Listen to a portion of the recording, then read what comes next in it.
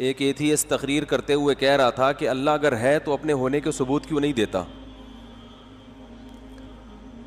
اللہ اگر ہے تو اپنے ہونے کے ثبوت کیوں نہیں دیتا؟ کہتے ہیں نا جھوٹ جب ڈھٹائی کے ساتھ بولا جاتا ہے نا تو انسان کی نفسیات ہے کہ وہ اس جھوٹ کو سچ سمجھنا شروع کر دیتی ہے. اللہ ہونے یہ جتنی بھی چیزیں ہیں نا یہ سب اس کے ہونے کا ثبوت ہی ہیں, کیونکہ کچھ ہونا کچھ کرنے کے والے کے بغیر ممکن نہیں ہے. دنیا میں کچھ بھی خود بخود نہیں ہوتا. یعنی ان کا مقصد یہ تھا کہ ہر چیز جو ہے اس کے ہونے کا ثبوت ہے, اس لیے ہم اس کو مانتے ہیں. جس چیز کے ہونے کا ثبوت نہیں ہے ہم اسے نہیں مانیں گے. تو بھائی جو جن چیزوں کے ہونے کا ثبوت ہے نا ان کا ہونا اللہ کے ہونے کا بھی ثبوت ہے, کیونکہ ان کا ہونا اس کی علامت ہے کہ ایک اصول ہے جسے ساری دنیا مانتی ہے کہ کچھ کیے بغیر کچھ ہوتا نہیں ہے, اور چھوٹے موٹے کام کرنے کے لیے کوئی کرنے والا ہونا ضروری ہے. اتنے بڑے بڑے کام دنیا میں کسی کرنے والے کے بغیر ہو گئے, پورا انسان پیدا ہو گیا, انسان پیدا ہو گیا بھائی. یہ انسان کا ہونا یہ خود اس کی علامت ہے, یہ ہوا نہیں ہے, اسے پیدا کیا گیا ہے, یہ بنایا گیا ہے, اس کو ڈیزائن کیا گیا ہے. تبھی تو جو کہتے ہیں نا اللہ ہے تو ہونے کے ثبوت کیوں نہیں دیتا, اللہ نے قرآن میں کہا وفی انفسکم, اپنے آپ میں غور کرو تو میرا ہونا تمہیں سمجھ میں آ جائے گا, میرا ہونا سمجھ میں آ جائے گا تمہیں کہ میں ہوں. تو یہ لوگ تو بالکل ہی فارغ ہیں عقل سے, ان کی ہر دلیل میں انہی کا جواب موجود ہے. ایک نے دعویٰ کیا کہ حضرت عیسیٰ نام کا کوئی پیغمبر دنیا میں نہیں آیا, عیسیٰ نام کی کوئی شخصیت معاذ اللہ آئی نہیں ہے. یہ سب مذہبی اسکالرز کی بنائی ہوئی باتیں ہیں, اور کسی تاریخی کتاب میں عیسیٰ ابن مریم کا کوئی ثبوت نہیں ملتا. وہی بات یاد رکھیں, جھوٹ بولو اتنی ڈھٹائی کے ساتھ کہ اگلے کو یقین آنا شروع ہو جائے. تو میں نے جیسے اس کا کلپ سنا میں نے کہا اس پاگل سے کوئی پوچھے کہ کوئی ہسٹری ایسی ہے جس میں قبل قاف میم کے علاوہ کوئی اور حوالہ لکھا ہو ہے؟ نہیں یاری بات. ہم کہتے ہیں 2020 میں یہ کام ہوا, تو کیا مطلب عیسیٰ ابن مریم کو بیس بنا کے کہتے ہیں نا کہ ان کے بعد سے 2020واں سال چل رہا ہے. جس شخصیت کو ہر ہسٹری کی بیس بنایا گیا ہو کہ اس سے پہلے یا اس سے بعد میں یہ کام ہوا, اسی شخصیت کو کیا کر دیا غائب, اور کہہ رہے ہیں کہ ہسٹری میں کوئی ثبوت نہیں ملتا. ہمارے حضرت مفتی رشید احمد صاحب بڑے خاندانی عالم تھے, ایک بات بہت زیادہ کہا کرتے تھے کہ اہل باطل کے پہ رد کے لیے اسٹڈی زیادہ نہیں چاہیے, مطالعہ زیادہ نہیں چاہیے, دماغ میں ایک عدد کھوپڑی کا ہونا کھوپڑی میں ایک عدد دماغ کا ہونا ضروری ہے. سمجھ رہے ہیں, کھوپڑی میں ایک عدد دماغ کا. ان کی اپنی باتوں میں ان کے جوابات ہوتے ہیں, یہ کبھی کسی ایک دعوے پر یہ رکتے نہیں ہیں, ان کی اپنی باتوں میں تضاد. تبھی تو قرآن کے الفاظ دیکھو, لو کان من عند غیر اللہ لوجدوا فیہ اختلافا کثیرا. قرآن کہتا ہے اگر یہ اللہ کے علاوہ کسی اور کا کلام ہوتا, غلط کلام ہوتا, جھوٹا کلام ہوتا, اس میں آپس کی آیتوں میں بہت اختلاف ہوتا, ٹکراؤ ہوتا. جب ہم یہ آیت پڑھتے تھے اس وقت ہمیں اس کا مطلب سمجھ میں نہیں آتا تھا کہ بھائی معاذ اللہ جھوٹا آدمی بھی تو کنٹینیو ایک بات کہہ سکتا ہے اور آپس میں ٹکراؤ نہیں ہو سکتا. بھائی جو غلط دعویٰ کرے وہ A to Z غلطی کرتا رہے اور اس کو چینج نہ کرے, یہ ممکن ہے نا؟ سوال سمجھ میں نہیں آ رہا تو جواب کہاں سے سمجھ میں آئے گا؟ مجھے ٹیکنیکل آپ لوگوں نے بنایا ہے. پہلے میرے بیان ہوتے تھے رونے دھونے والے, اصلاحی, یہ کرو وہ نہیں کرو. یہ تو لوگوں سے الجھ کے نا ہم خود ایک سائنسدان کی طرح سے دماغ بن گیا ہے ہمارا. میرے پہلے آپ بیان جو ہوتے تھے نا 2000 میں, 1999 98 میں, ایسے جذباتی بیان ہوتے تھے, جنت پہ جہنم پہ لوگ جوش میں آتے تھے, رونا دھونا اور یہ سب. لیکن جب ہمیں لوگوں میں چلے پھرے نا اندازہ ہوا کہ ان کی تو سیٹنگ ہی کیا ہے لوگوں کی کیا سیٹنگ ہی کیا ہے, آؤٹ ہے. نظریات ہی ٹھیک نہیں ہے, کانسیپٹ ہی کلیئر نہیں ہے. اگلے کو جنت پہ یقین ہی نہیں آ رہا تو کیا خوش ہوگا جنت پہ؟ وہ کہے گا یار یہ ایسی بنائی ہوئی چیزیں ہیں, اورے ایسی بس مولویوں نے لوگوں کو بیوقوف بنانے کے لیے حوروں کے چکر میں ڈال دیا. سیاسی بیانات ہیں, تو مذہب بھی لوگوں کو ایسی سیاسی باتیں کر کے موٹیویٹ کرتا ہے. بعض گوروں نے لکھا نا رسول اللہ صلی اللہ علیہ وسلم کے بارے میں کہ ہم ان کو نبی تو نہیں مانتے لیکن معاشرے کے ایک بہت بہترین انسان تھے, معاشرے کو انہوں نے صحیح لائن پہ لانے کے لیے موٹیویٹ کیا, موٹیویشن کے لیے کچھ چیزیں انہوں نے اپنی طرف سے بیان کر دی. یعنی بہت اچھے انسان تھے اور وہ چاہتے تھے کہ ایک معاشرے کی اصلاح ہو جائے. تو انہوں نے کہا کہ جب تک جنت جہنم کا کانسیپٹ نہیں ڈالا جائے گا معاشرہ سدھرے گا نہیں. تو بہت نائس پرسن تھے وہ بس. حالانکہ ہم اس دعوے کو کفر سمجھتے ہیں. نائس پرسن کہہ دینا آپ کی شان کے لیے کافی نہیں ہے, یہ تو آپ کی توہین ہے. آپ نائس پرسن سے اوپر کی چیز ہیں. وہ کیا ہے؟ خدا کے بھیجے ہوئے پیغمبر, سفیر, تمام انسانوں کی ہدایت کے لیے سلیکٹڈ, گاڈ کی طرف سے انتخاب ہوا ہے آپ کا. اور جو کہیں گے وہ خود نہیں کہہ رہے بلکہ کون کہہ رہا ہے؟ وہ خدا کہہ رہا ہے آپ کی زبان پہ. تو جو بہت ہی اچھے قسم کے انگریز ہیں نا وہ کہتے ہیں ویری گڈ, نائس پرسن. تبھی وہ ایک گورے نے کتاب لکھی ہے نا تاریخ 100 انسانوں کے بارے میں کہ جو دنیا میں بہت ہی جن کا اثر پڑا ہے دنیا کے اوپر, ان میں سب سے زیادہ محمد صلی اللہ علیہ وسلم کو پہلے نمبر پہ, اسلام کو, اور بہت سارے لوگ ہیں کہ جو بہت انہوں نے معاشرے پہ ایک اچھا اثر ڈالا ہے. تو اچھا اثر تو بھائی نیوٹن نے بھی ڈالا ہے, اچھے کام تو نیوٹن نے بہت کیے ہیں. اچھے کام تو اقوام متحدہ نے بہت زبردست اچھے کام کیے. یونائٹڈ نیشن نے, آج یونائٹڈ نیشن اگر نہ ہو تو بڑی طاقتیں چھوٹی طاقتوں کو کھا کے ہڑپ کر دیں.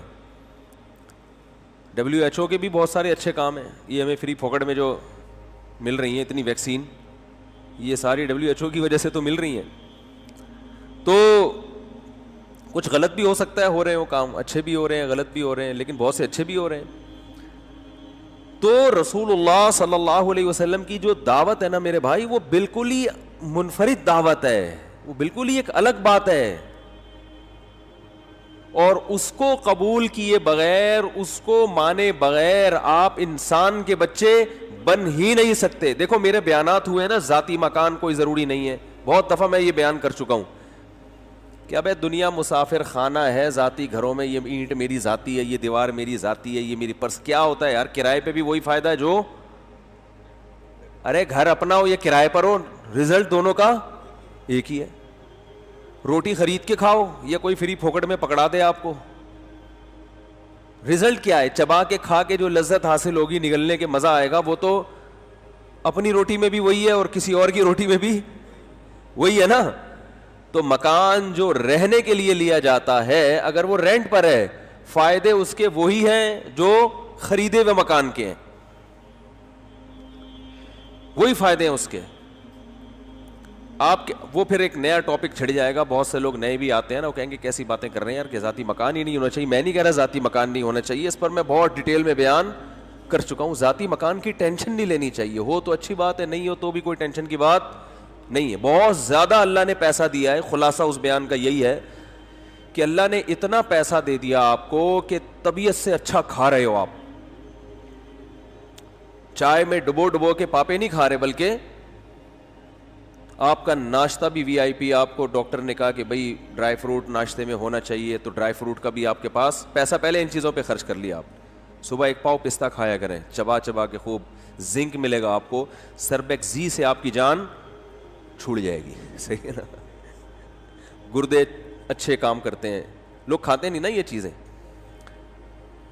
اور آپ کا اخروٹ, دماغ کی سیٹنگ کیا ہو جائے گی؟ بہترین. اخروٹ جیسا دماغ ہے نا, ویسی اخروٹ کی بھی اللہ نے شکل بنائی, یہ بتانے کے لیے کہ جس میں ذرا سا بھی دماغ ہوگا نا, وہ اس کو دیکھ کے اندازہ لگا لے گا کہ یہ دماغ کے لیے مفید ہے, کھائے گا وہ. بالکل دماغ جیسا ہے نا, کھوپڑی اور اندر سے نکلتا ہے دماغ کی طرح. تو اللہ نے اس لیے اس اخروٹ کی ایسی شکل بنائی کہ اخروٹ کھانے سے پہلے آپ کو ڈاکٹر سے پوچھنے کی ضرورت پیش نہ آئے. اخروٹ بزبان حال کہہ رہا ہو کہ تو اگر اخروٹ نہیں ہے, ٹھیک ہے نا, تیرے دماغ میں اگر مغز ہے, اخروٹ نہیں ہے, تو میری شکل دیکھ کے اندازہ لگا لے گا کہ میں کس کے لیے مفید ہوں, تیرے دماغ کے لیے مفید. اس کو اللہ نے بنایا ایسے ہے. بعض چیزیں ایسی ہیں اللہ نے اس میں خود میسج رکھا ہوا ہے کہ یہ کس چیز کے لیے مفید ہے. تو کھانے میں آپ نے بہت اچھی وی آئی پی سے مراد صحت مند خوراک, پہلے پیسہ اس پہ خرچ ہو انسان کا. دوسرے نمبر پر انسان کا پیسہ خرچ ہو رہائش سے میری مراد ذاتی یا کرائے نہیں, گھر کشادہ ہو, ہوادار ہو, دھوپ کا انتظام ہو, روشنی ہو اس میں. صحیح ہے نا. کرائے پہ آپ ایک ذاتی مکان آپ کو مل رہا ہے چھوٹا, جی اپنا ہے, لیکن اپنا گھر کیا ہوتا ہے, اپنا ہوتا ہے. 80 گز کا آپ نے اتنا سا مکان ذاتی ہے, ذاتی میرا ہے, میرا مکان, اور اس میں نہ دھوپ کا انتظام ہے, نہ وینٹیلیشن ہے, گندے نالے پہ وہ کھلتا ہے. کھڑکی کہاں کھلتی ہے, برساتی نالے پہ, ٹھیک ہے نا. اس پہ موٹی موٹی جالیاں لگانی پڑتی ہیں مچھروں سے بچنے کے لیے. جھانکتے ہو نالے نظر آتے ہیں, گندگی کے ڈھیر نظر آتے ہیں. تو یہ اس سے وہ آدمی کروڑا گنا بہتر ہے جو کرائے پہ رہ رہا ہو مگر گھر اس کا کشادہ ہو, صاف ستھری لوکیشن ہو, دائیں بائیں چرسی ہیروئنچی بولو نا بھائی نہ رہتے ہوں. صحیح ہے نا. علاقہ صاف ستھرا ہو, دھوپ آتی ہو گھر میں, بچوں کے کھیلنے کے لیے کوئی کھلی گھر کے اندر ہی جگہ ہو. تو کرائے پر یعنی گھر کا مطلب یہ ہے. تبھی حدیث میں آتا ہے اللہم اغفر لی ذنبی ووسع لی فی داری, اے اللہ میری خطاؤں کو معاف کر دے اور میرے گھر کو کشادہ کر دے. اگرچہ ہمارے نبی نے غربت کی وجہ سے چھوٹے سے گھر میں گزارا کیا مگر دعا کیا مانگی, گھر کی وسعت کی. تو بزبان حال آپ صلی اللہ علیہ وسلم نے بتا دیا بھائی میں تو دنیا سے بے رغبتی ہے, تو مجھے تو اللہ نے دیا ہی نہیں ہے, یا دیا ہے تو میں نے صدقہ کر دیا, رکھا ہی نہیں, تو میں تو گزارا چلا رہا ہوں. لیکن اگر گھر کی نعمت چاہتے ہو تو وہ گھر کیا ہونا چاہیے, وہ ساتھ کشادہ. گھروں کی تعمیر پہ اتنا خرچ ہو رہا ہے, گھر کا بیڑا غرق کر دیتے ہیں, بیڑا غرق کر دیتے ہیں. اتنے کمرے بنا لیے اس میں صحن ہے ہی نہیں, کھلا آسمان ہی نہیں ہے. او بھائی کیا کر رہے ہو, کیسے رہتے ہو یار اس کے اندر. میں تو اب گھروں میں جاتا ہوں نا, لوگوں کے موضوع چینج ہو رہے ہیں لیکن جلدی سے آ رہا ہوں میں اصل بات کی طرف. میں گھروں میں جاتا ہوں, اتنے بڑے بڑے گھر پورے پیک, ایک ڈک بنائی ہوئی ہوتی ہے, وہ وہاں سے ہوا آ رہی ہے اسٹائل سے یوں کر کے, یہاں سے اس پہ خوش ہو رہے ہیں یار کیا اسٹائل ہے ہوا کا نا, یوں آتی ہے ہوا بھی بہت ٹینشن میں آ جاتی ہے نا, کھانچے تلاش کر کر کے پھر یہاں سے سائڈوں سے گزر کے نکل جاتی. ارے کوئی کھلا صحن کیوں نہیں چھوڑا آپ نے بھائی. صرف شو بازیاں کہ گھر دیکھنے میں لگے کہ لگژری بنا ہوا ہے. وہ کھلا رکھو, کچا صحن رکھو, اس میں کچے صحن میں پودے لگاؤ اللہ کے بندے. کچے صحن میں منجی ڈال کے جب بیٹھو گے نا نیچے سے بھی ہوا لگے گی. چارپائی میں ہوا چاروں طرف سے لگتی ہے نا. منجی لوگ نہیں سمجھتے, کراچی میں منجی پنجابی میں کہتے ہیں, وہ چارپائی نہیں ہوتی ایسے, اس میں نیچے سے بھی ہوا لگے گی. آپ بیٹھو کچی جگہ. میں جب سفر کرتا ہوں نا تو یہ جو کچے ہوٹل نہیں بنے ہوئے, مٹی کے وہ چولہے ہوتے ہیں, اس پہ کھانے کا مزہ ہی کچھ اور ہے. میں عموماً جب خود سفر کرتا ہوں نا اکیلا تو اچھے بڑے ہوٹلوں میں نہیں کھانا کھاتا میں. مجھے مزہ آتا ہے یار, یہ بالکل وہ نہیں کوئلے پہ پکا رہا ہوتا ہے ایک غریب سا آدمی, اس کی دال کھاؤ, آپ ان کی دال کھاؤ یار تڑکا لگوا کے, ایسا مزہ آتا ہے, پتہ نہیں کیا ذائقہ ہوتا ہے اس میں. کہتا ہوں منجی پہ نا میں ادھر بیٹھا ہوں, ایسی منجی جس میں نیچے سے بھی ہوا لگے, وہ ادھر ارلی سائڈ پہ ڈال دو, وہاں کچے میں بیٹھ کے درخت ورخت لگے ہوئے ہوتے ہیں, بڑا مزہ آتا ہے کھانے میں. دیکھو انسان کی جو نیچر ہے نا وہ کبھی تبدیل نہیں ہوتی. فطری طور پر انسان ہمیشہ سے گرینری کی طرف مائل ہوتا ہے, اور یہ سب چیزیں انسان کو مائل کرتی ہیں. خیر موضوع نہ چینج ہو جائے, جلدی سے بات سمیٹ رہا ہوں, تو بار بار یہ بات ریپیٹ ہوتی ہے نا, لیکن ذہن سازی کے لیے ضروری ہے کہ بار بار بیان کی جائے. تو گھر پہ خرچ کر لیا آپ نے, ٹھیک ہے نا, گھر کشادہ ہو گیا. تیسرے نمبر پہ سواری خاندانی ہونی چاہیے آپ کی. نبی صلی اللہ علیہ وسلم نے فرمایا نحوست کتنی چیزوں میں ہے, 3 چیزوں میں. ایک عورت میں یعنی بیوی آڑی ترچھی نکل آئی تو زندگی کیا ہو جائے گی, برباد. ایک سواری, اور تیسری چیز گھر. نبی نے فرمایا 3 چیزوں میں نحوست ہے. علماء کہتے ہیں اس کا مطلب وہ والی نحوست نہیں ہے جو زمانے جاہلیت میں کہ یہ ہے ہی منوس, بس اس کے پاس گئے تو اب یہ تو نحوست ہی, وہ نحوست نہیں. مراد نحوست کہتے ہیں کہ آپ کی زندگی کا سارا مزہ کرکرا ہو جائے, آپ کو سب خوشیاں مل کے بھی بیڑا غرق ہو. جیسے بہت سے لوگ ہیں نا, آڑی ترچی عورتیں ان کو ملی, کہتے ہیں یار دنیا کی ہر نعمت ہے, اس کے باوجود بھی سکون زندگی میں نہیں. عورت بد اخلاق ہے, 1.5 فٹ کی زبان ہے اس کی, اینٹ کا جواب پتھر سے دیتی ہے, تمیز سے بات ہی نہیں کرتی. ایسی بات جو میرا بیان نہیں سن رہی تو ان ہوتی ہے نا ایسی, تو سکون کیا ہو جاتا ہے, بد اخلاق کو بہت ہی آڑی ترچی ہو جائے نا, ہر بات کا ٹیڑھا مطلب لینا اور ٹیڑھا جواب دینا. اور تو نبی نے فرمایا 3 چیزیں ہیں, تو انہی 3 میں بتا دیا کہ ان کو پہلے فوکس کرو, یہ ڈھنکی لے کر آؤ. سمجھ رہے ہو, بیوی میں خوبصورتی نہ دیکھو, وہ بات کی چیز ہے, پہلے کیا ہے اس کا خاندانی ہونا دیکھو, ورنہ وہ بدتمیز ہوگی تو زندگی عذاب بنا دے گی.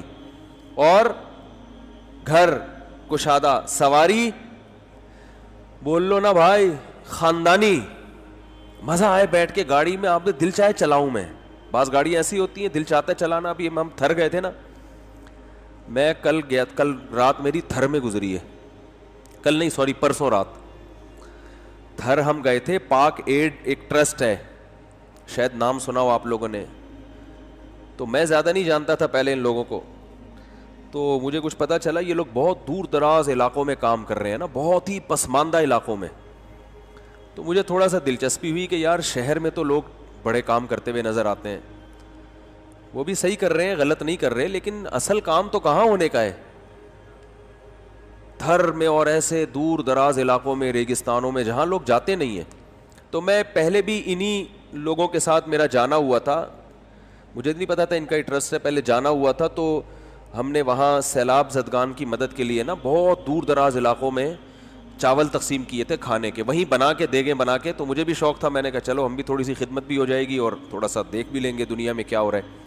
تو وہی لوگ دوبارہ میرا واسطہ پڑا تو پتہ چلے تو میرے شاگرد ہیں, مجھ سے پڑھے بھی ہیں یہ. تو میں ان کے ساتھ گیا پرسوں تھر, ڈرائیو میں نے خود کی, کیونکہ وہاں تھر میں جہاں ہم نے جانا تھا وہ وہاں سڑکیں نہیں ہیں, بہت ہی پسماندہ علاقے, 2.5 سے 3 گھنٹے ریت پہ گاڑی چلائی ہے ہم نے. تو اب وہاں ظاہر ہے یہ کاریں نہیں چل سکتی, تو وہ پرانی سی گاڑی تھی ان کی پراڈو, تو جب اس کے ایکسیلیٹر پہ پاؤں رکھتے تھے نا تو مجھے اندازہ ہو گیا کہ یار صحیح گاڑی اللہ کی کتنی بڑی نعمت ہے, کیونکہ پرانی گاڑی تھی تو وہ ایسا زور لگا کے ایکسیلیٹر دبا رہے ہیں تو پھر وہ چل رہی ہے. تو اس وقت مجھے اندازہ ہوا کہ بھائی گاڑی صحیح ہونا کتنی بڑی اللہ کی نعمت ہے. پرانی گاڑی تھی تو خیر شکر ہے بند نہیں ہوئی, وہ ریت پہ تو وہی چلتی ہے. تو وہاں ہم گئے نا, اتنا پسماندہ علاقہ, ایسی شدید گرمی ریت میں, وہاں ٹینٹ لگا کے لوگ رہ رہے ہیں.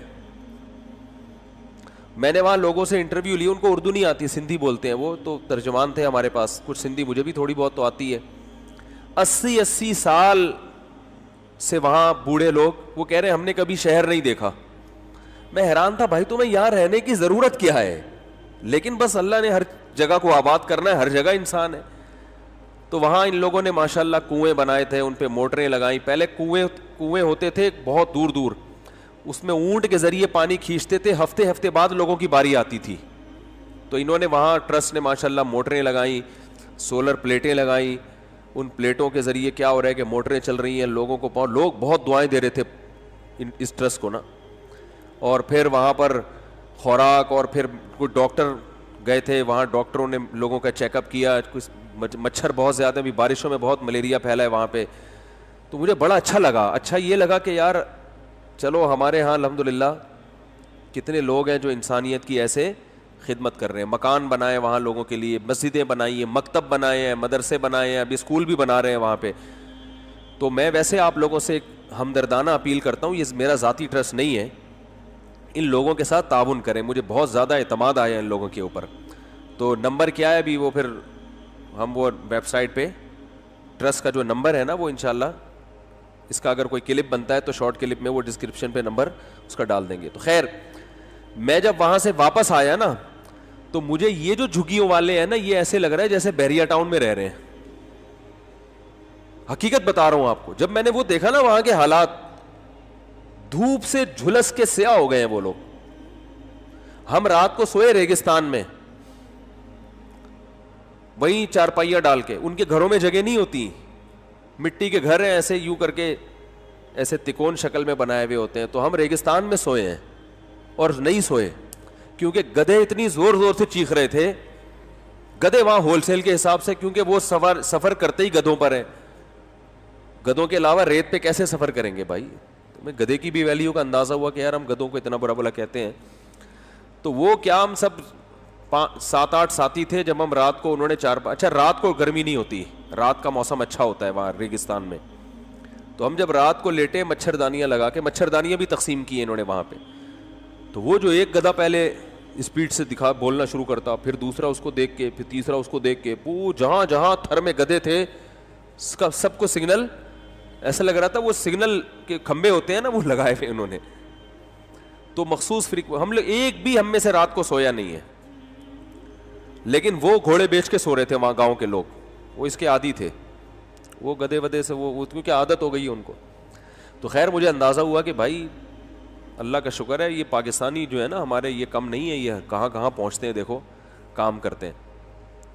تو خیر بات یہ چل رہی تھی کہ نبی نے, یعنی گاڑی سواری اچھی, بائک ہے تو بائک اچھی ہونی چاہیے, ٹھیک ہے نا, گاڑی ہے تو اللہ نے بائک کے پیسے دیے تو بائک اچھی خرید لو, گاڑی کے پیسے دیے تو گاڑی خرید لو, زیادہ اچھی گاڑی کے پیسے دیے تو کیا کر لو بھائی, زیادہ اچھی. تو کسی کو بہت اچھی گاڑی میں دیکھا کرو نا, تو یہ نہ کیا کرو یار اس کو دیکھو عیاشی کر رہا ہے, آپ اس کو بولو یار یہ آدمی دنیا کو مسافر خانہ سمجھتا ہے, اس کو پتہ ہے جو چیز استعمال میں آ گئی نا وہ تو فائدے میں ہے, جو استعمال میں نہیں آئی, دیکھو جو دنیا کو مسافر خانہ نہیں سمجھتا وہ کنجوس ہوتا ہے, وہ پیسہ بچاتا ہے, وہ خرچ نہیں کرتا ہے. اگر آپ کسی عالم کو دیکھ رہے ہو بہترین گاڑی میں گھوم رہا ہے, اس کا مطلب بھائی یہ پیسہ کیا کر رہا ہے, خرچ کر رہا ہے. ورنہ جس کے دل میں دنیا کی محبت ہوتی ہے وہ پیسہ بچاتا ہے کہ کل کام آئے گا. اور جو دیندار ہے کہتے ہیں کل کس نے دیکھی بھائی, ابھی نبی کی حدیث ان کے سامنے ہوتی ہے کہ یقول العبد مالی مالی, انسان کہتا ہے میرا مال میرا مال. آپ صلی اللہ علیہ وسلم نے فرمایا وَهَلْ مِن مَالِكَ إِلَّا مَا أَكَلْتَ فَأَفْنَيْتَ, فرمایا تیرا مال صرف وہ ہے کھا کے ختم کر دیا, اور لبستا فَأَبْلَيْتَ, پہن کے پرانا کر دیا. جو استعمال میں آ گیا وہ کس کا مال ہے, آپ کا, اور جو استعمال میں نہیں آ رہا وہ آپ کا نہیں ہے, وہ آپ کے وارثوں کا ہے. وہ کس کا ہے بھائی, وہ وارثوں کا ہے. تو یہ بولا کرو یہ جو مکان ہے نا یہ میرے بچوں کا ہے, یہ نہیں بولا کرو میرا مکان ہے. بحریہ ٹاؤن میں آپ نے کروڑوں کی انویسٹمنٹ کر کے مکان بنا لیا, اپنے لیے نہیں بنایا, اس خوش فہمی میں آپ نہ رہیں. آپ نے تو 40 50 45 80 70 سال کی زندگی ہو گئی, اب رہ کیا گیا, ہاتھی نکل گیا دم رہ گیا بھائی. لوگ کہتے ہیں نا ہاتھی نکل گیا دم رہ گئے, تو جو 45 50 سال گزر گئے, ہاتھی نکل گیا, آپ کیا رہ گئی ہے, دم کے لیے آپ بحریہ ٹاؤن میں بنگلہ بنا رہے ہو. یار کچھ تو تھوڑی سی تو شرم آنی چاہیے نا. زندگی آپ نے آدھی سے, اور بحریہ ٹاؤن میں کم عمری میں تو بنگلہ بنا نہیں سکتا آدمی کہ آپ کیا میں تو 18 سال میں بنا رہا ہوں. 18 سال میں آپ اتنے فری ہونے کی کوشش, اتنا پیسہ 18 سال میں ہوتا نہیں ہے. ابا کا پیسہ ہوتا ہے وہ ابا کا, تو ابا آپ کے لیے بنانے تو الگ بات ہے. ابا اتنے نیک آج کل مارکیٹ میں ملیں گے نہیں, وہ اپنے لیے بنائیں گے. لیبل بچوں کا لگائیں گے, لیبل کس کا لگائیں گے. اصل میں ہم تو اب دنیا سے جانے والے ہیں, اصل میں ایکچولی اب ہم نے تو, اب تو میں ان بچوں کی خاطر یہ بنگلہ خرید رہا ہوں, ان بچوں کی خاطر. اس میں ابا سچے ہیں یا جھوٹے, اس سے یہ پتہ چلے گا کہ اگر ڈاکٹر ابا سے کہہ دے کہ کل آپ کا انتقال ہونے والا ہے, اللہ نہ کرے آپ کو ایسی بیماری لگ گئی ہے, تو دیکھیں اب بھی بناتے ہیں کہ نہیں بناتے. اگر اب بھی بنا رہے ہیں تو واقعی کس کے لیے, بچوں کے لیے, پھر ٹھیک ہے. لیکن ابا کے فوراً ارادہ کیا ہو جائے گا, چینج. پتہ چلا بچے ایک بہانہ تھے, لیبل بچوں کا تھا, بنا کس کے لیے رہے ہیں اپنے. ہمارے ایک دوست تھے کیا ہیں, تو وہ ہیں تو بڑے, مگر ان کو بچوں کے کھلونے میں بڑی دلچسپی ہے. آج کل کھلونے بھی ایسے ٹیکنیکل قسم کے آ گئے ہیں کہ بڑے کا دل چاہتا ہے ان سے کھیلنے کا. حقیقت ہے نا, آپ کھلونوں کی دکان میں ایسے ایسے کھلونے آئے ہوئے. وہ کیا کرتے تھے, میرے ساتھ ہی واپس آ رہے ہوتے تھے جامعہ سے, تو راستے میں اکثر کھلونوں کی دکان پہ رک کے نا, وہ کھلونے اتنے عجیب عجیب آ گئے ہیں. ڈرون آ گیا ہے بھائی بچوں کا, 20-22 ہزار میں وہ ملتا ہے ڈرون کیمرہ بچوں کے لیے. ہیلی کاپٹر اڑنے والے ملتے ہیں نا, ریموٹ سے آپ ہیلی کاپٹر اڑا رہے ہیں, وہ 20-22 ہزار کا تو خیر ان کے لحاظ سے بہت مہنگا تھا، لیکن یہ جو جہاز آتے ہیں اڑانے والے یا ہیلی کاپٹر یہ تو مل رہے ہیں، تو بہت زیادہ کھلونے خریدتے تھے. میں نے ایک دن ان سے کہا کہ یار میں یہ حلفیہ کہہ سکتا ہوں کہ یہ کھلونوں پہ نا آپ لیبل بچوں کا لگا رہے ہو، مقصد کیا ہے؟ خود انجوائے کرنا. اور پھر یہ میرا تجزیہ نہیں، ان کے گھر والوں کا بھی یہ تجزیہ تھا کہ یار یہ کھلونے آپ بچوں کے لیے نہیں بلکہ کس کے لیے خرید رہے ہو؟ اپنے لیے. آپ کو ہیلی کاپٹر اڑانے میں کیا آ رہا ہے؟ مزہ. لیکن اب اس عمر میں آپ کھلونے خریدتے ہوئے اچھے نہیں لگ رہے تو نام کس کا استعمال ہو رہا ہے؟ بچوں کا. تو بالکل یہی حال ہے، گھر خرید رہے ہوتے ہیں اپنے لیے، لیبل کس کا لگا ہوتا ہے؟ بچوں کا. موت کا تو تصور ہی دماغ سے نکال دیا ہے، مرنا ہی نہیں ہے بھائی، پتہ نہیں کیا ہو گیا، ایسی باتیں کر رہے ہوتے ہیں یار. تو کسی سے بول لو نا بھائی آپ یہ ایگریمنٹ کر رہے ہو اگر مر گئے تو کیا ہوگا، تو وہ عجیب سے یوں دیکھنا شروع کرتے ہیں، یار میں کیوں مر گیا؟ تو بھائی اتنے سارے لوگ جو مرے ہیں تو بتا کے تھوڑی مرے ہیں، یہ پہلے سے پتا تھوڑی تھا کہ ان کو میں مر جاؤں گا. ابھی وہ بھی ان کا انتقال ہو گیا نا، ضمیر نقوی صاحب کا بھی، تو کوئی سوچ سکتا تھا؟ ایک دم اچانک اطلاع آئی کہ بھائی انتقال ہو گیا. تو یہ کسی کے ساتھ بھی ہو سکتا ہے، کوئی بھی مر سکتا ہے دنیا میں. مرنے والا کبھی اس کے لیے تیار نہیں ہوتا، وہ کہتا دوسروں کی خبریں آ سکتی ہیں، میری خبر نہیں آ سکتی. تو خیر میں یہ عرض کر رہا تھا کہ یقول العبد مالی مالی، نبی نے فرمایا انسان کہتا ہے میرا مال. تو آپ کا جو مال ہے نا، نبی نے فرمایا صرف اتنا ہے، کھا کے کیا کر دیا؟ ختم. فائدہ اٹھانا چاہتے ہو؟ اچھا کھاؤ. کیا کرو بھائی؟ یہ حدیث میں ترغیب ہے، یہ حدیث کا مفہوم یہی نکلتا ہے نا. کہہ رہے تو کہہ رہا ہے میرا مال میرا مال، تو تیرا صرف وہ ہے جو کھا کے کیا کر دیا؟ ختم. تو مطلب کھاؤ اور ختم کرو. دوسری طرف حدیث میں زیادہ کھانے کی ممانعت بھی ہے. حدیث میں آتا ہے بدترین برتن جو بھرا جائے وہ انسان کا پیٹ ہے. تو دونوں حدیثوں کو ملا کے رزلٹ کیا نکلتا ہے؟ پیسہ جو کھانے پہ خرچ کرنا ہے نا، زیادہ کھانے پہ نہیں بلکہ ماشاءاللہ آپ لوگ سمجھدار ہو گئے یار، اچھا کھانے پہ. جواب درست، ورنہ آپ لوگ جواب بھی بعض دفعہ غلط دے دیتے ہیں. جو پیسہ خرچ کرنا ہے زیادہ ٹھوسنے پہ نہیں، یہ تو اچھا کام نہیں ہے، بلکہ اچھا کھانے پہ. کھانا کم ہی ہے مگر کھانا اچھا ہے. ہمارے نبی نے بہت کم کھایا، کھایا اچھا ہے. جو کی روٹی استعمال کیا آپ نے کھجوریں کھائی ہیں. سمجھ میں نہیں آ رہی بات؟ زیادہ استعمال کس چیز کا تھا؟ کھجور. آپ ڈاکٹروں سے پوچھو کھجور کے بارے میں، کھجور کھانے کے بعد تو ویسے بھی کسی چیز کی ضرورت نہیں رہتی انسان کو. دودھ کون سا پیا ہے؟ اونٹنی کا اور بکری کا. ہم بھینسوں کا دودھ پی پی کے کس جیسے ہو رہے ہیں؟ بھینس جیسے ہوتے جا رہے ہیں. نہ پینے سے وہ بھی بہتر ہے، ڈبے سے تو پھر بھی بہتر ہے. بکری کا دودھ آپ لوگوں کو میں سمجھاتا ہوں یار بکری پالو دودھ پیو. لوگ مجھے ایسے دیکھتے ہیں پاگل ہو رہا ہے، کیسے زمانے کی باتیں کر رہا ہے، پاولا ہو رہا ہے. ٹھیک ہے آپ بناؤ، بحریہ ٹاؤن میں گھر بناؤ.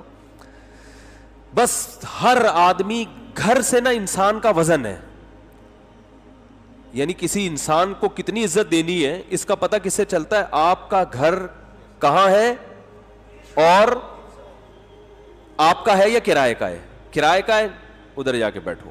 ذاتی ہے، یہ آدمی ماشاءاللہ یہ نصیحت کرے گا تو اس کی نصیحت سنی جائے گی، یہ کہیں نکاح کا پیغام بھیجے گا تو پیغام قبول کیا جائے گا، الیکشن میں کھڑا ہوگا تو ووٹ اس کو ملیں گے. کرائے کا گھر ہے، بیکارات. اور ذاتی گھر بنا کے کنگلے ہو گئے، کھانے کو روٹی نہیں ہے، کوئی مسئلہ نہیں ہے. ذاتی گھر تو ہے نا، اپنا گھر کیا ہوتا ہے؟ اپنا ہوتا ہے. الو بنانے کے علاوہ یہ سب بے وقوف لوگوں کی باتیں ہیں. ابھی میں آ رہا ہوں وہ ہندو کا میں ذکر کروں گا، پھر آپ کو بتاؤں گا میں کہنا کیا چاہ رہا ہوں. تو یہ ان چیزوں پہ یہ نہ کیا کرو مولانا صاحب مرغے کھا رہے ہیں، مچھلی کھا رہے ہیں، یار یہ تو ایسے دیکھو کیسے لوگ ہیں. یہ موسیٰ علیہ السلام نے مچھلی کھائی ہے نا. ارے موسیٰ علیہ السلام کو جب اللہ نے کہا نا خضر علیہ السلام کے پاس جا کے ملاقات کرو، اللہ میاں نے حضرت موسیٰ کو حکم نہیں دیا تھا کہ کہاں جاؤ؟ میرا ایک بندہ ہے خضر علیہ السلام، ان سے ملاقات کے لیے جاؤ. تو موسیٰ علیہ السلام جب ان سے ملاقات کے لیے گئے ہیں تو راستے میں کھانے کے لیے ٹفن میں کیا رکھا ہے؟ مچھلی. قرآن میں ہے وہ مچھلی زندہ ہو کے پانی میں چلی گئی تھی. تو اسی سے ان کو اندازہ ہوا کہ یہی وہ جگہ ہے جہاں اللہ نے کہا تھا کہ خضر علیہ السلام سے ملاقات ہوگی. تو وہ بھی راستے میں کیا لے کر گئے ہیں؟ فش. نہیں آ رہی بات؟ صحیح ہے نا. تو اچھی چیزیں کھاؤ بھائی. تو اگر اللہ نے پیسے دیے, نہیں تو جتنے ہیں, گٹکا نہیں کھاؤ, پان نہیں کھاؤ. ابھی ایک لڑکا ہے یہاں پہ خدمت کرتا ہے, گٹکے کھا کھا کے ایسے دانت کالے ہو گئے. مجھے کہنے لگا کہ ڈاکٹر, میں نے کہا دانتوں کی صفائی کرواؤ. کہہ رہے ڈاکٹر کہہ رہے 500 روپے لوں گا میں. تو میں نے کہا بہت کم لے رہا ہے, بہت کم پیسوں میں مان رہا ہے, یہ اچھا نہیں ہے. تو خیر, تو آپ صلی اللہ علیہ وسلم نے فرمایا جو کھا کے ختم, پہن کے پرانا کر دیا. تو اب ذاتی گھر ایک ایسی چیز ہے کہ جتنی انویسٹمنٹ ہوتی ہے اتنی استعمال نہیں ہوتی. سمجھ رہے ہو؟ آن کے آتا نہیں ہے. تو اس لیے میں کہتا ہوں جس کو اللہ نے بہت دیا ہے نا, گھر, اچھی بیوی, اچھا گھر, اچھی خوراک اور اچھا لباس اور بچوں کی اچھی تعلیم, ان چیزوں پہ خرچ کرنے کے بعد بھی اگر اتنا پیسہ بچتا ہے کہ ذاتی گھر خریدنے کی سکت ہے تو پھر لے لیں, آپ لے لیں, پھر کوئی حرج. اور صدقہ بھی, یعنی اللہ کے راستے میں خرچ بھی کرنے کی توفیق مل رہی ہے, وہ بھی تو ایک ہمارے یعنی جسم, یعنی ہماری زندگی کا لازمی حصہ ہے نا. صدقہ و خیرات بھی کثرت سے ہو رہے ہیں, سب کچھ نکال نکول کے بھی بہت کچھ بچ رہا ہے. تو اب کیا کریں, آپ ذاتی گھر خرید لیں, پھر خرید لیں, کوئی حرج نہیں ہے. بلکہ میں پھر بھی کہتا ہوں خریدیں بیچنے کے لیے, خریدیں, قیمت بڑی, پہنا دو کسی کو, وہ بھی کماؤ, کیا ہے. تو اس سے بےزتی بھی نہیں ہوگی آپ کی. لوگ کہیں گے نا, لوگ کہتے ہیں عزت نہیں ہوتی جب ذاتی گھر نہیں ہوتا نا, لوگ کہتے ہیں گھر ہے نہیں ہے, او ہو آپ تو کسی کام کے نہیں ہو. تو بتا دو ہے, تو بھئی یہاں کیوں رہ رہے ہو, کہہ رہے میں جہاں مرضی رہوں, ذاتی گھر بہرحال میرے پاس ہے. تو عزت کی وجہ سے نا لوگ کہتے ہیں کہ لوگ عزت نہیں دیتے اگر ذاتی گھر نہ ہو. لیکن فوراً جیسے قیمت بڑھے کسی کو بیچ دو, پروفٹ آئے گا اس کو کھاؤ, اس سے دوبارہ کیا کر لو. یعنی ذاتی گھر بھی بزنس کے لیے خریدو تو زیادہ بہتر ہے. لوگ کہتے ہیں نا بچے رول جائیں گے, تو بچے بھی نہیں رولیں گے. جب آپ مرو گے تو ان کے پاس ایک پراپرٹی ہوگی بزنس کے لیے. کیا خیال ہے؟ ورنہ یار 2-3 کروڑ دیواروں میں پھنسا کے اس میں رہنے کے مزے لینا, یہ کیا, میری تو ساڑھی عقل ہی نہیں آتا. ابے 2-3 کروڑ روپے آپ نے اینٹوں پہ پھونک دیے یار, جو نہ کھانے میں آ رہی ہے, نہ پہننے میں آ رہی ہے, رہنے میں آ رہی ہے. رہنے کا مطلب کیا ہے, یہ آپ کو دھوپ اور گرمی سے بچا رہی ہے. تو وہ تو کرائے اس سے کم خرچے میں بچا لیتی ہے نا. ارے تھوڑے پیسے مالک مکان کو دو, وہ بولو اس 2.5-3 کروڑ اس نے لگائے ہیں, آپ اس سے تھوڑے پیسے لے کے وہ فائدہ اٹھاؤ جو وہ اٹھانا چاہ رہا تھا. جب وہ 2.5-3 کروڑ روپے میں جو فائدے گھر کے ہیں وہ آپ کو ماہانہ کچھ چند ہزار کرائے میں مل رہا ہے, تو بہتر نہیں ہے کہ انویسٹمنٹ اس بے وقوف کو کرنے دو, فائدہ کون اٹھائے؟ کیا خیال ہے بھائی؟ اس کی انویسٹمنٹ سے فائدہ کون اٹھائے گا؟ آپ اٹھاؤ گے فائدہ. یہ زیادہ بہترین کام ہے. لیکن پھر بھی کوئی بنانا چاہے تو میں بات اصل کی طرف آتا ہوں. تو وہ ہندو ایک موٹیویشنل اسپیکر کا کسی نے کلپ مجھے بھیجا, اور مجھے یہ بھیجا کہ دیکھو مفتی صاحب جو بات آپ کہتے ہیں یہ ہندو بھی بالکل وہی بات کہہ رہا ہے. آپ کہتے ہیں کہ ذاتی گھر یہ ضرورت نہیں ہے اور اس پہ اتنا ٹینشن نہیں لینی چاہیے, یہ بھی قوم کو یہی سمجھا رہا ہے. میں نے کہا اچھا بھائی ماشاءاللہ بڑی خاندانی بات, ذرا سنتے ہیں. میں نے اس کا کلپ سنا تو اس نے یہ بات کہی, اس ہندو نے, کہ بھائی دیکھو کروڑوں روپے کی آپ انویسٹمنٹ کر کے اپنے آپ کو باؤنڈ کر لیتے ہو, سارا سرمایہ ادھر لگا دیتے ہو, تو گھر کا بنیادی مقصد کیا ہے؟ رہائش ہے نا. تو جب گھر کا بنیادی مقصد رہائش ہے تو آپ تھوڑا سا کرایہ دے کے اس میں رہ لو, اور باقی پیسے آپ کیا کرو, انویسٹ کرو, کچھ کماؤ. بس یہ اس کی موٹیویشن کا خلاصہ ہے. اس پہ لوگوں کے جو نیچے زیادہ تر لوگوں کے نیگیٹو کمنٹس تھے. نیگیٹو کمنٹس یہ تھے, ایک صاحب نے کہا اچھا جب ہم 60 سال میں ریٹائر ہو جائیں گے, کرایہ دینے کے قابل نہیں ہوں گے, تو ہمیں بڑھاپے میں ضرورت ہوگی نا گھر کی. ایک اعتراض تو یہ تھا. اس کا اس موٹیویشنل اسپیکر کے پاس کوئی جواب بولو بھائی نہیں تھا. دوسرا یہ تھا کہ عزت نہیں ہوتی. جب آپ کا ذاتی گھر نہیں ہوتا تو دوست احباب عزت نہیں دیتے. عزت اسی کی ہے جو لینڈ لارڈ ہے. سمجھ رہے کہ نہیں سمجھ رہے؟ یہ دو بڑے اور بھی بہت سارے اعتراضات, ابے الو بنا رہا ہے, ابے ذاتی گھر ذاتی ہوتا ہے, اس طرح کی بہت سی باتیں. تو میں نے ان سے کہا, میں نے دوست احباب سے کہا کہ اس موٹیویشنل اسپیکر کی تقریر میں ایک بہت بڑا فالٹ ہے. جب تک اس فالٹ کو حل نہیں کیا جائے گا نا, اس کی موٹیویشن میں جان پیدا نہیں ہوگی. سمجھ رہے ہو؟ وہ فالٹ یہ ہے کہ یہ لوگ موت کی باتیں نہیں کرتے. کہ ابے 60 سال کے بعد تو رہ کتنے گئے تیرے کم بخت 20 سال سے پیٹ کاٹ کاٹ کے آج تو نے گھر بنا لیا کہ 60 سال میں کام آئے گا, تو 20 سال کا تو بیڑا غرق کر دیا نا, جب کھانے کی طاقت بھی تھی, گاڑیوں میں گھومنے کا بھی مزہ تھا. اب بڑھاپے میں سارا بڑھاپے کے لیے کرتے کرتے جو جوانی میں عیش و عشرت کے دن تھے وہ کیا کر دیے, وہ بڑھاپے جیسے گزارے. بڑھاپے کی ڈیفینیشن کیا ہے؟ نہ کھا سکتا ہے, نہ سواری کے مزے لے سکتا ہے. بھائی گاڑی بھی نہیں بھگائے گا, بائکوں کی ویلیاں کا کون لگائے گا بڑھاپے میں؟ ویلیاں تو اچھی چیز نہیں, ایک مثال دے رہا ہوں. تو وہ جو 20 سال جو جوانی کے 30 سال کم از کم لگتے ہیں جوان آدمی رہتا ہے, وہ 30 سال تو بیڑا غرق کر دیا, پیٹ کاٹ کاٹ کے گھر بنائے کہ 60 سال میں سکون ملے گا. کہاں ملے گا سکون 60 سال میں؟ اب تو پتلی گلی سے نکلنے کا ٹائم شروع, اور وہ ویسے بھی جلدی نکلے گا کیونکہ 30 سال جو اس نے گھر بنانے کے لیے ٹینشن اٹھائی ہے نا, وہ ٹینشن تو بہت جلدی بوڑھا کر دے گی اس کو.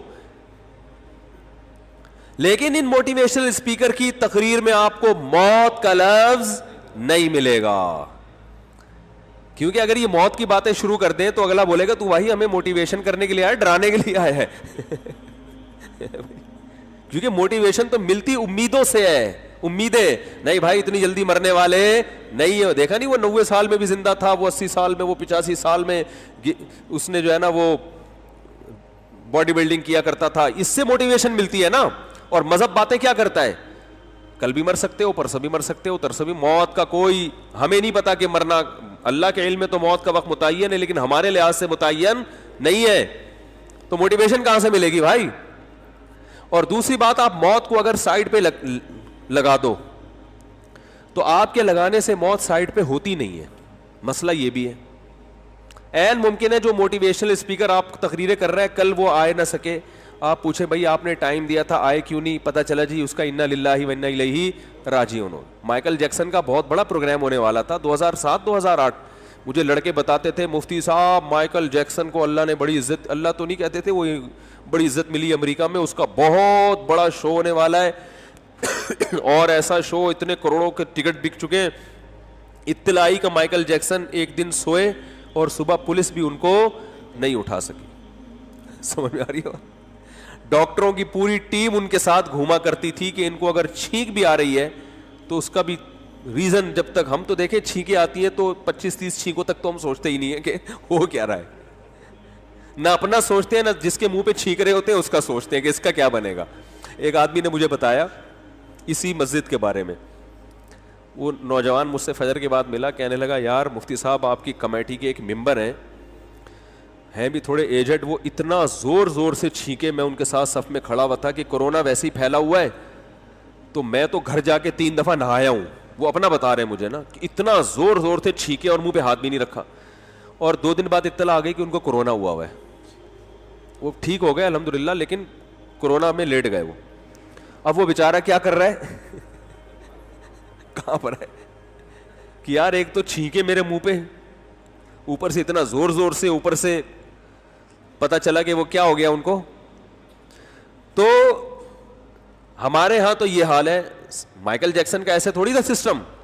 مائیکل جیکسن کو تو ایک دفعہ جب چھینکا ہے تو ڈاکٹروں کی ذمہ داری اگلی چھینک سے پہلے پچھلی چھینک کی رپورٹ آنی چاہیے کہ چھینکا کیوں تھا, کون سا کہاں فالٹ آیا تھا کہ جس کی وجہ سے اس کو چھینک آئی ہے.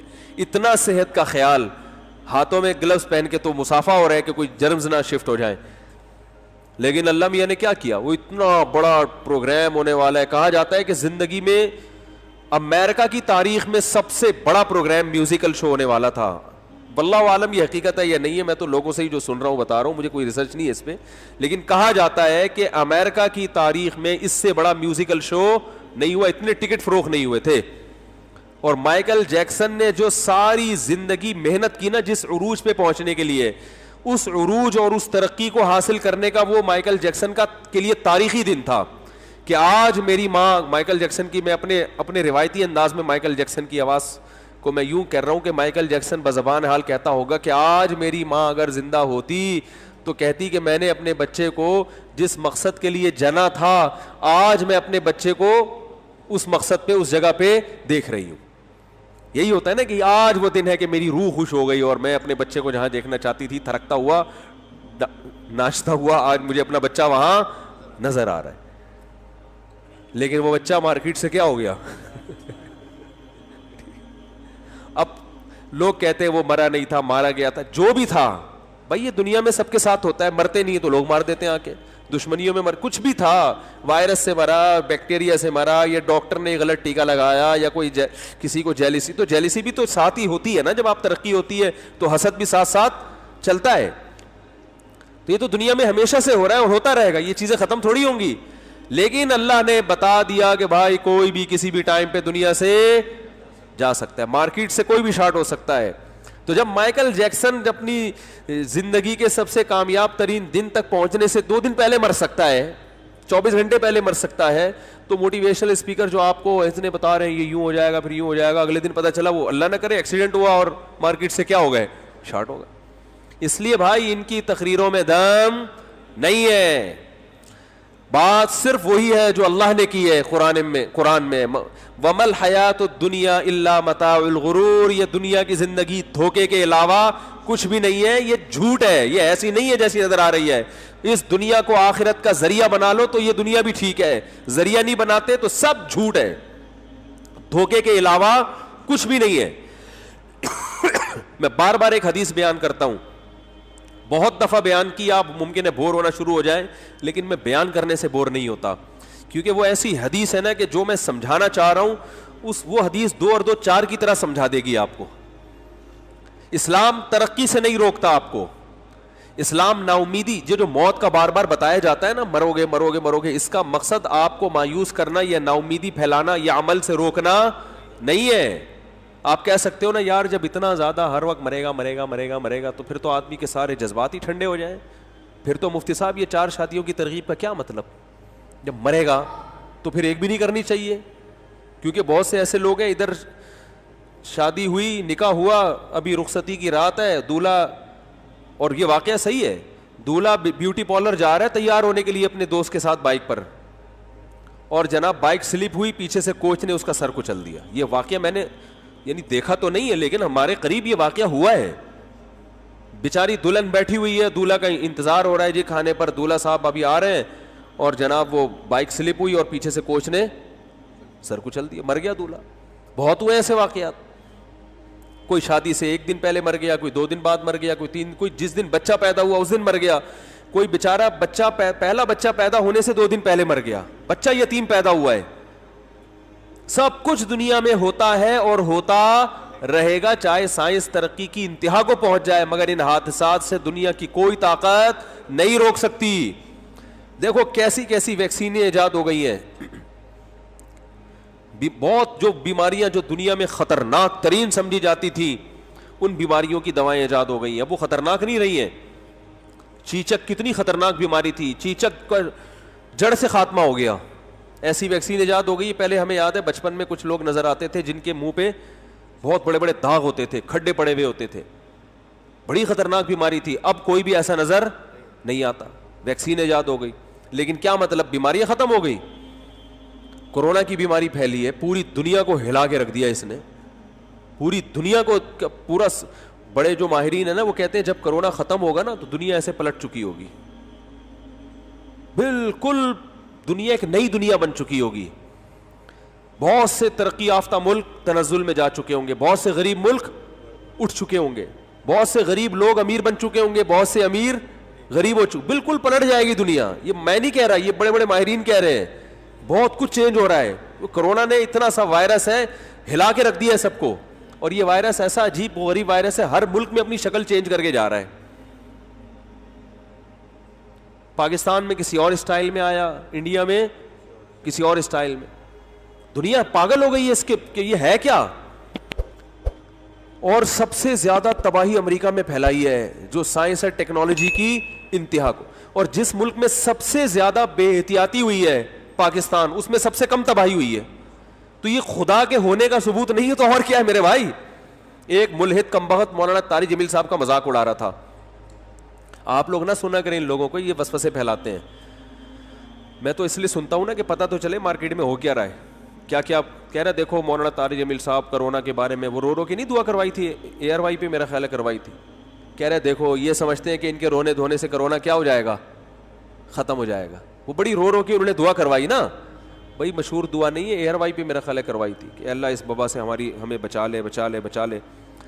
تو وہ ایتھیس مذاق اڑا رہا تھا ان کا کہ یار یہ ناٹک معاذ اللہ ناٹک کرتے ہیں, یہ مذہبی رہنما لوگوں کو کیا بناتے ہیں, بیوقوف بناتے ہیں, یہ ان کے ایسا ہوتا تو پھر ویکسینیشن کی طرف یہ لوگ کیوں جاتے ہیں اور یہ کیوں کرتے ہیں وہ کرتے ہیں. اب میں سوچ رہا ہوں اس سے میری ملاقات ہو, میں اس سے پوچھوں کہ بتا کہ جو بیماری جس طرح سے پھیلی ہے, جو احتیاطیں بتائی گئی تھیں پاکستان میں بیوقوفی کی ہے, کوئی اچھا کام نہیں کیا, وہ احتیاطیں ہمارے پاکستانیوں نے نہیں کی. وہ ثواب کا کام نہیں ہے کہ آپ سمجھے کہ ماشاءاللہ اب تو زبردست ہو گیا, اب تو وہ تو ادھر چھینکے تھے 3 دفعہ جا کے نہایا تھا, اب تو میں لوگوں کے منہ پہ جا کے چھینکوں گا. یہ کوئی اچھا کام نہیں ہے. لیکن اتنی بات تو ہے نا, یہ جو لوگ کہتے ہیں نا یہاں کا جو امیون سسٹم ہے بہتر ہے, یہ حقیقت نہیں ہے. یہاں کا جو یہ تو انڈیا اور پاکستانی کیا ہے, ایک جیسے ہیں. انڈیا میں جو معذرت کے ساتھ یہاں بھی بہت گندگی ہے, لیکن وہاں بھی کوئی گندگی کم نہیں ہے.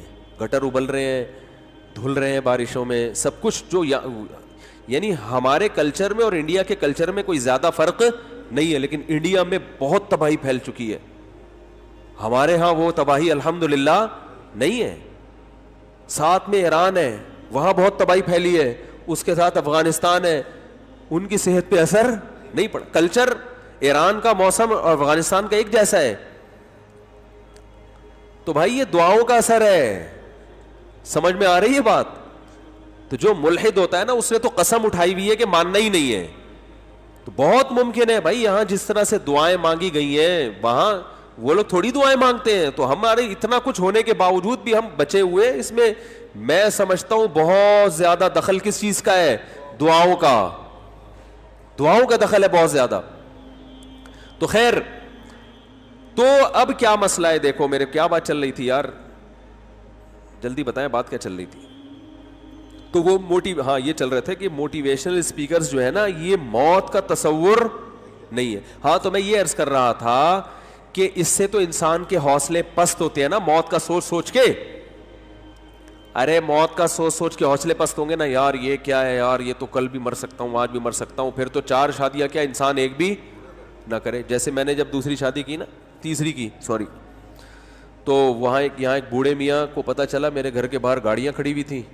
میرے پہلے بھی بچے ماشاءاللہ کھیلتے رہتے تھے باہر, وہ بھی تعداد میں تھوڑے سے دوسروں سے زیادہ تھے. تو وہ دیکھتے تھے مولوی صاحب کے ماشاءاللہ اتنے سارے بچے. تو جب میرے گھر کے باہر گاڑیاں واڑیاں آئیں, وہ لڑکی والے آئے, تو وہ ایک بوڑھے میاں یہاں آئے. انہوں نے پوچھا یہ کیا ہو رہا ہے, مفتی صاحب کے گھر کے باہر اتنا رش کیوں ہے؟ تو کہا مفتی صاحب نے شادی کی ہے.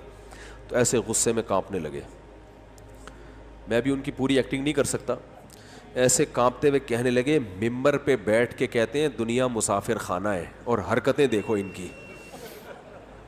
ممبر پہ بیٹھ کے کہتے ہیں مرنا ہے, موت کبھی بھی مر سکتے ہیں, کوئی متعین وقت نہیں ہے, ہمیں کچھ نہیں پتا, کسی بھی وقت دنیا سے جا سکتے ہو, آج نہیں تو کل, کل نہیں تو پرسوں, ہر وقت موت کے لیے تیار رہو.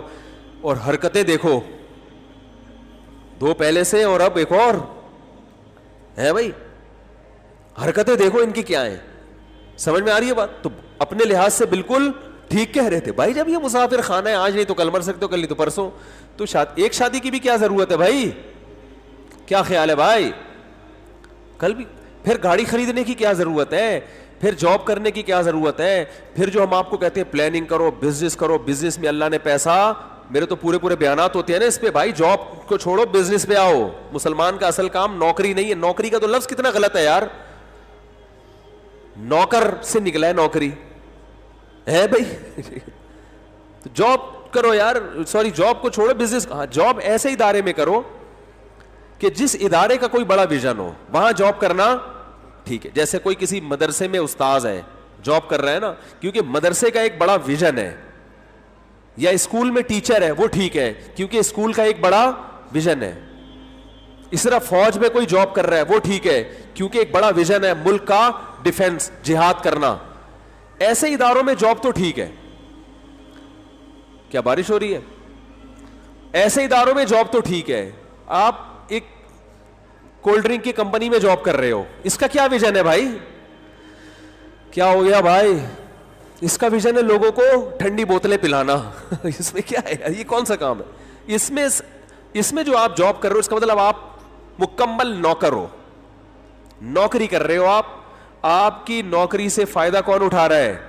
کمپنی کا اونر. وہ گھر بیٹھے کروڑ پتی بن رہا ہے, محنت ساری آپ کی ہے. تو بھائی آپ کیوں نہیں کر لیتے یار؟ تو ایسے اداروں میں جاب کرنا جائز ہے بھائی, چھوڑ نہیں دینا بلا وجہ روڈ پہ آ کے گھر والوں کی تانے سننے کو ملیں گے, جائز وہ بھی ہے, لیکن جائز ہر جائز کام کرنے کا تھوڑی ہوتا ہے بھائی. اللہ نے ایک زندگی دی ہے, یاد رکھو دوبارہ زندگی نہیں ملے گی. کچھ کر کے جاؤ, سمجھ رہے ہو, کچھ کر کے جاؤ, کچھ بڑا کام کر کے جاؤ. قیامت میں اللہ کہے گا کہ ہاں بھائی اس نے ایسے ادارے میں جاب کی ہے کہ وہ ادارہ اس ادارے کے ویژن کا حصہ بنا, اور اس ادارے سے جتنی اللہ نے خدمات لی تو آپ کا اس میں کیا ہوگا؟ حصہ ہوگا. اور آپ جناب ایک گٹکے کی دکان پہ جاب کر رہے ہو بیٹھ کے, یا آئس کریم کی دکان پہ جاب کر رہے ہو, جائز ہے, وہ منع نہیں ہے, لیکن آئس کریم کھلانا کوئی انسانیت کی بڑی خدمت تھوڑی ہے, انٹرٹینمنٹ ہے نا. ارے لسی پلا دو پھر بھی ٹھیک ہے یار, کچھ پروٹین ملتے ہیں, کچھ آئس کریم میں کیا ہے سوائے کولیسٹرول کے. تو جاب بھی اگر کرنی ہے تو کسی ایسے ادارے میں جو ادارہ انسانیت کی بڑی خدمت کر رہا ہو, اور پھر اس میں بھی یہ دیکھو کہ ان کی نیت بھی خدمت کی ہے یا نہیں ہے, پھر ٹھیک ہے. ورنہ اصل اسلام کیا کہتا ہے؟ بزنس, کاروبار. صحابہ سارے کاروبار کیا کرتے تھے, بزنس کیا کرتے تھے. تو اب میں بھی لوگوں کو ترغیب دیتا ہوں, بھائی بزنس میں پیسہ ہے, بزنس کرو. میں دنیا میں جہاں بھی جا رہا ہوں نا, میں نے کامیاب دیکھا ہے بزنس مین کو, تاجروں کو کامیاب دیکھا ہے. اور تاجروں کی زندگی ایسی ہوتی ہے کچھ نہ آ کے بھی بہت کچھ آتا ہے ان کو, لوگ ان کے غلام ہوتے ہیں تاجروں کے. ارے مجھے ایک بات بتاؤ, یہ جو سوزوکی کمپنی کے بڑے بڑے سائنسدان, یہ ٹویوٹا کمپنی ہے نا جاپان کی سب سے زیادہ جس کی گاڑیاں سیل ہوتی ہیں, اس کے جو بڑے بڑے سائنسدان ہیں, جو میکینک ہیں, جو گاڑیاں بناتے ہیں, ان کا علم زیادہ ہے نا. کیا خیال ہے کماتا کون ہے؟ کماتے کمپنی کے مالکان ہیں, جو ممکن ہے ABCD بھی نہ جانتے ہو. انہوں نے اتنے بڑے بڑے سائنٹسٹ کو اپنے ہاں ملازم رکھا ہوا ہے. تو پتہ چلا بزنس کرنے والا وہ اس سائنسدان سے بولو نا آگے نکل گیا. آپ بزنس کرو گے نا, ڈاکٹر آپ کی ملازمت کریں گے, آپ کا اپنا ہاسپٹل ہوگا.